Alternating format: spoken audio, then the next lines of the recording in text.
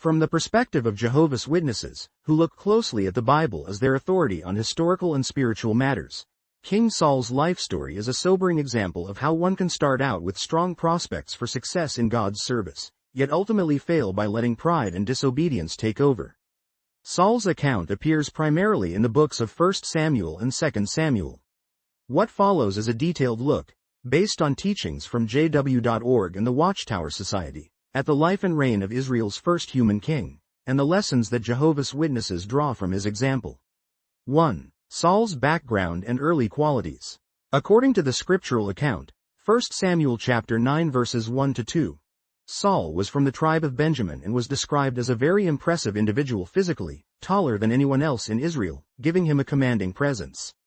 Jehovah's Witnesses point out that Saul's humble beginnings initially made him a suitable candidate to become Israel's first human king. He wasn't searching for power, rather, the prophet Samuel, under Jehovah's direction, anointed Saul as king after God selected him. 1 Samuel chapter 10 verse 1.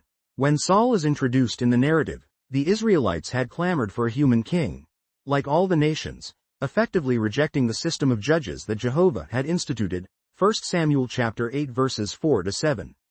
Despite their motives, God allowed the nation to have a king and guided Samuel to Saul. Saul, at the outset, showed a measure of modesty and reluctance. For instance, when people sought him out to declare him king, they found him hiding among the baggage rather than boasting. 1 Samuel chapter 10 verses 21-22. Jehovah's Witnesses view this as a key point. Modesty and humility can position a person for God's blessings.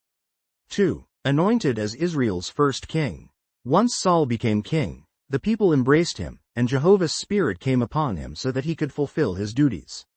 According to jw.org materials, Saul demonstrated promise by successfully leading Israel against the Ammonites, 1 Samuel chapter 11 verses 1-11. In that victory, he showed magnanimity, refusing to punish those who had doubted him, 1 Samuel chapter 11 verses 12-13.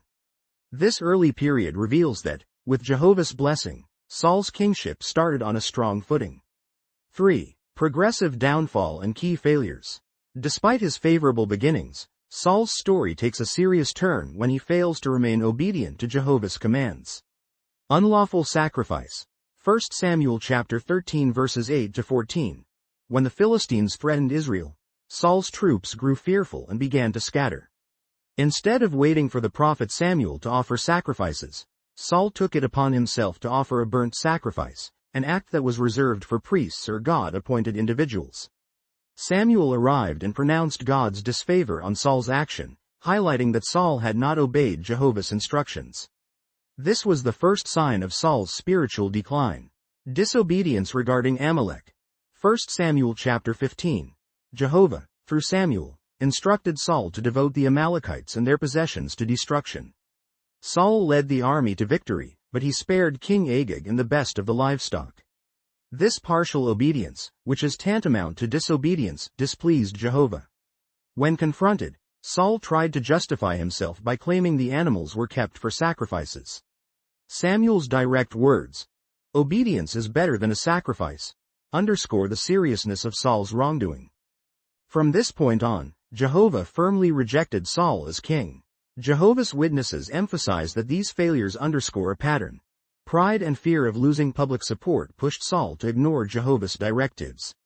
Rather than confessing his mistakes wholeheartedly and accepting discipline, Saul resorted to rationalizing, ultimately revealing a heart that had turned away from total submission to God.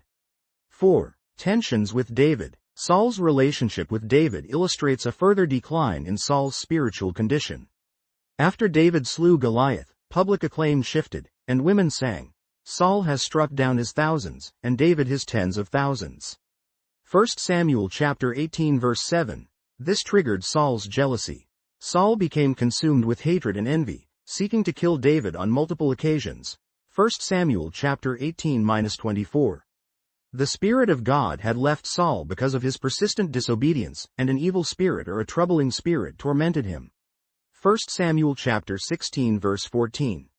From Jehovah's Witnesses' viewpoint, Saul's story of jealousy is a dire caution that if one doesn't root out envy or negative feelings, it can escalate and push someone to extremes.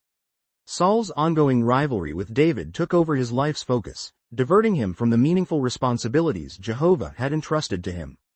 5. Consulting a spirit medium. Another grave error that sealed Saul's downfall was consulting the spirit medium at Endor before his final battle against the Philistines. 1 Samuel chapter 28. Because Jehovah was no longer responding to his inquiries through prophets or dreams, Saul resorted to a forbidden practice. The law explicitly condemned consulting spirit mediums or engaging in spiritistic practices. Deuteronomy chapter 18 verses 10 to 12. From the standpoint of Jehovah's Witnesses, this act showcases Saul's desperation and the severe spiritual low he had reached. He was disobeying Jehovah outright by turning to the very practices God had condemned. 6. His final battle and death. Ultimately, Saul and his sons, including Jonathan, who was faithful to Jehovah, died in battle with the Philistines at Mount Gilboa. 1 Samuel chapter 31.